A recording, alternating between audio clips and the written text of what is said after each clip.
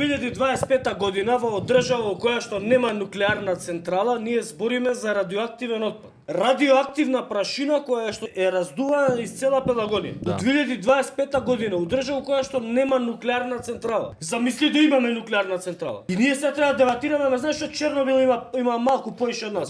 Стигавме до ситуација да се споредуваме со Чернобил. Овие невладини, овие еколошки, ако има се уште прашина, би требало да нарачаат веднаш акредитирана лабораторија да земе примероци од воздухот, од прашина овдека што лета, да направат испитување и да го објават јавно. Бидејќи Државниот инспекторат за животна средина сега ќе има ама малце таа радиоактивност. Не е многу, а веројатно ќе земат примероци после 6 дена или после 12 дена. Овде има ториум и ураниум. Овде има тешки метали. Кога го објавивме ова, цел ден на социјални мрежи и на мојот профил и на Инфомакс профилот, суштина се расправам со партиски пацови кои што ги бришат после своите коментари откако ќе видат каква е реакцијата на јавност. Тие партиски пацови го дишат истиот овој воздух, збогатен со ураниум, ториум, олово и други тешки метали. Го дишат нивните деца, ќе го дишат нивните внуци, ќе има последици по здравјето на целите нивни фамилии и упорно за плата од 22-3000 денари бранат нешто што е неодбранливо.